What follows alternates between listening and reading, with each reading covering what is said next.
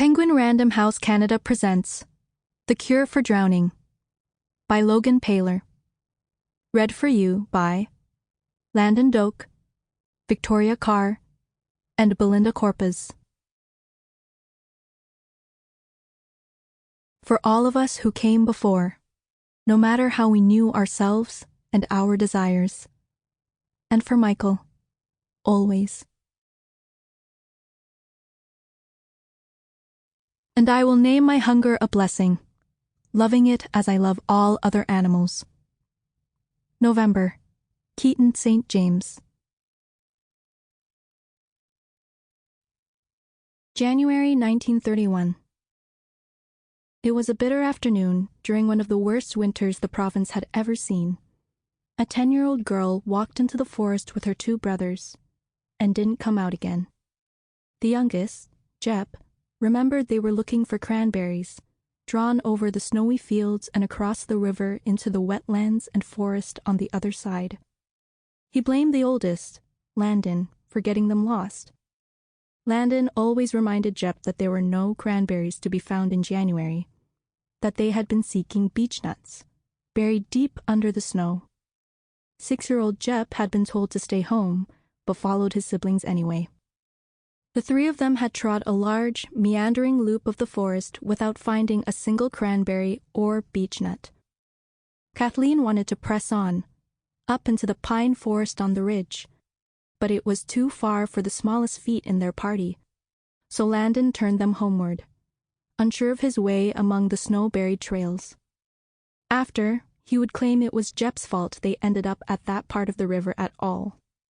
Neither disputes that it was a late winter afternoon, with blank, heavy clouds overhead. 3 children walked among evergreens so dark they seemed black, the snowscape slowly turning blue-gray as the light slanted. 12-year-old Landon in the lead, his hat frosted like a birthday cake. Kathleen, 10, in the middle, glaring at the back of his head. Behind them, jumping from one boot hollow to the next, came Jep, bundled in his oversized coat and scarf. Unseen eyes watched their progress with silent, patient interest. They emerged from the woods on the ridge that swept up from the river and stopped. They could see the farm where it lay a few miles ahead, skirted on 3 sides by fields marked with fletchings of trees and fences. The river traced the foot of the ridge for several miles, then ran down to join the Grand River and finally empty into Lake Erie. Kathleen started whistling. A long gust of wind shook the branches of the trees behind them, the evergreens adding their hissing chorus, until the children were surrounded by the sounds of rushing water, the creak and groan of branches rubbing together. "Stop that!" Landon snapped. "You'll call them up."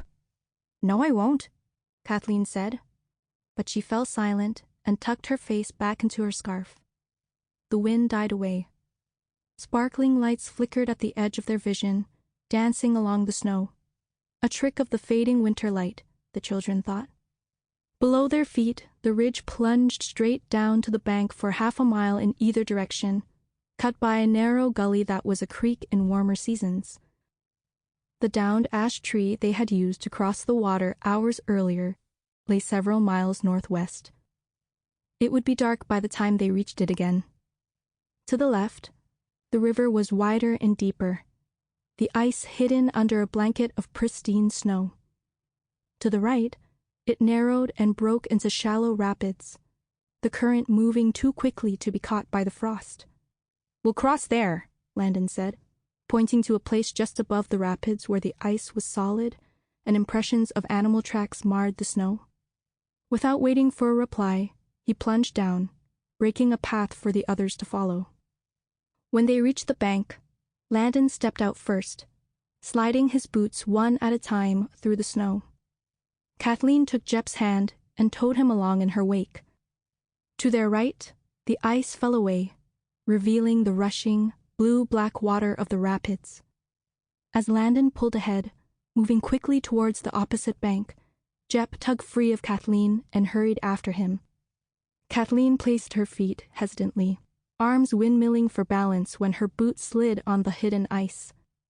When the boys reached the other side, they waited for their sister impatiently, cold and hungry and eager to be home. Landon tucked in Jep's scarf, brushed the snow from his hat. Darkness rushed up the valley, the very last of the light dying in the northwest. Purple-blue shadows slithered across the snow to lick their boots.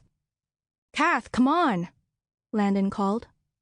But Kathleen had stopped in the middle of the river, staring at the gap in the ice where the rapids rushed. As they watched, she took 2 steps towards the open water. "As though she were hypnotized," Jep would say later. "Kitty?" Jep started towards the river's edge, but Landon grabbed the back of his coat. She took another step and paused, her head cocked, eyes on the open water. "Can't you hear it?" Kathleen's voice was barely a whisper above the wind over snow. "Someone's calling me." "That was us!" Landon yelled. "No, there's a light. Somewhere under." She shuffled a few more steps. The ice groaned.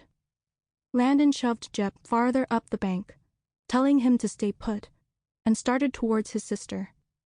He remembered later that her face was lit with a faint green-blue glow.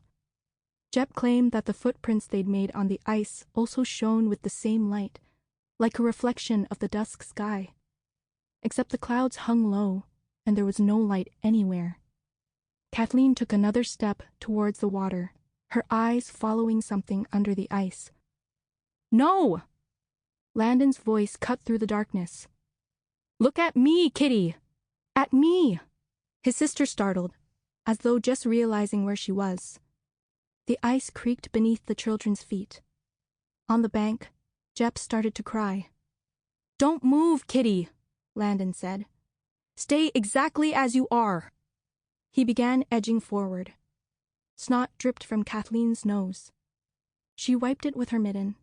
A few more steps and he would be within reach.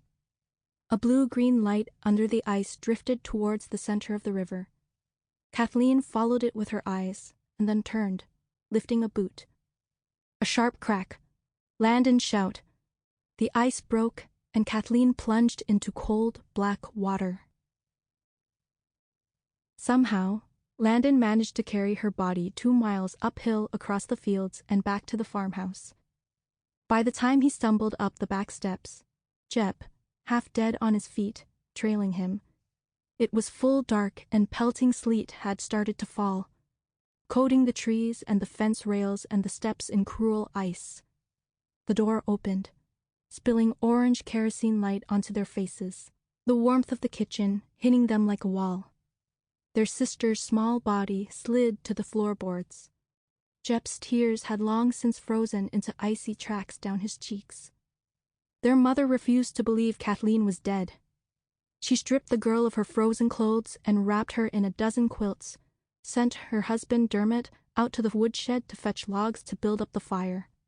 She heated bricks and shoved them between the blankets, wiped Kathleen's pale, gray face with a cloth she dipped into hot water, pried open her lips to spoon tea into her mouth, which trickled out again.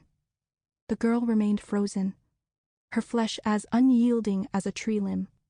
Long after Jep had crept upstairs to bed, and Landon had drunk his weight in hot tea and felt fiery, agonizing feeling returned to his fingers and toes. Caroline sat by Kathleen, her daughter's limp hand clasped in hers, muttering every prayer she knew. That night, the sleet gave way to the worst blizzard in a century, which pounded the walls of the farmhouse. After midnight, with her daughter still pale and lifeless, Caroline began the older prayers, her Gaelic whispers filling in the silence between the cracks and hisses from the wood stove. Just before dawn, when the wind eased and stars showed through the break in the cloud cover, she went out to the barn with the axe and gathered a newborn lamb from its place among the flock, and carried it out into the frozen field, glittering and white in the palest of pre-dawn light. The scattering of blood across the snow was a constellation all its own. Red broth painted her daughter's lips with a facsimile of life. Red, too, was the sliver of hard flesh Caroline slipped between her teeth and onto her tongue. When the 2 boys and Dermot stepped heavily into the kitchen that morning, Sample complete. Ready to continue?